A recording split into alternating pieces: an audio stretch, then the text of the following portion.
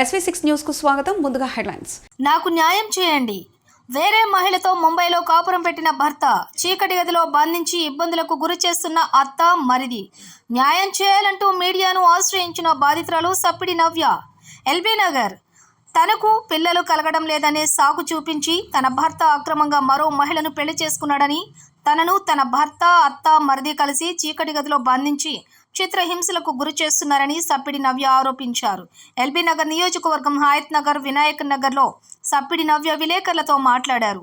18 ఏళ్ల క్రితం హయత్ నగర్, వినాయక్ నగర్కు చెందిన సప్పిడి లింగారెడ్డితో తనకు వివాహం జరిగిందని తెలిపారు.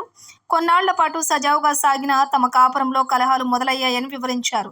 తనకు పిల్లలు కలగటం లేదనే సాకును చూపించిన తన అత్త సప్పిడి ముత్తమ్మ తన భర్త లింగారెడ్డికి వేరే అమ్మాయితోటి బలవంతంగా అక్రమంగా పెళ్లి చేయించి కాపురం చేయిస్తున్నారని ఆరోపించారు.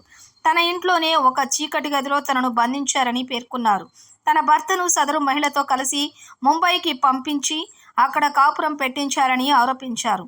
తనకు తన భర్తతో ఉండేలా, తన ఆస్తులు తనకు దక్కేలా చూడాలని ఇటీవల పోలీసులకు ఫిర్యాదు చేయడం జరిగిందని తెలిపారు.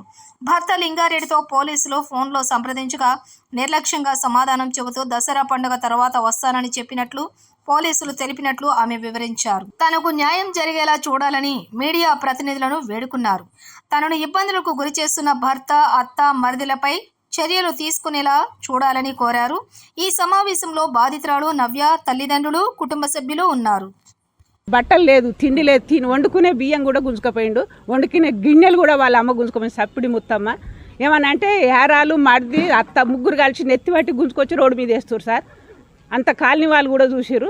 కాకపోతే మీరు అక్కడ ఇల్లు చెక్ చేయండి, ఇక్కడ ఇల్లు చెక్ చేయండి, నా బిడ్డ ఉన్న రూమ్ చూడండి, వాళ్ళు ఉండే రూమ్ చూడండి, నా బిడ్డకు ఇగో ఈ దూకాలే వాళ్ళకి ఆమె వచ్చినప్పుడు ఆమెకు వండి పెట్టలేదని ఇంకా నెత్తి పట్టి గుంజుడు, ఊళ్ళే ఈడంతా వినుడు, అడ్డగోలు ఇష్టం వచ్చినట్టు మాటలు మాట్లాడు.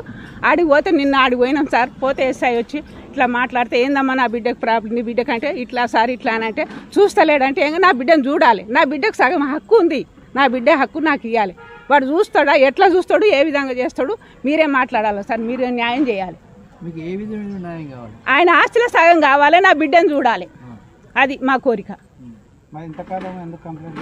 ఇంతకాలం మేము మాకు తెలియకుండా చూస్తా అంటే మేము నమ్మినాం, ఇంకా నమ్ముకుంటాం. ఇప్పుడు 14 సంవత్సరాలు వాడు ఇట్లా ఆడుకోబట్టి మాతోటి ఈ అమ్మాయిని మస్తు ఇబ్బందిలో పెడుతుండు. కట్టుకునే బట్టలు కూడా తీసుకుపోయి అలా తగ్గిపుల్లేసి కాలబెట్టింది, వండుకునే గిన్నెలు తీసుకుపోయి ఇనుప సామాన్కి వేసింది. ఒకసారి చూడండి.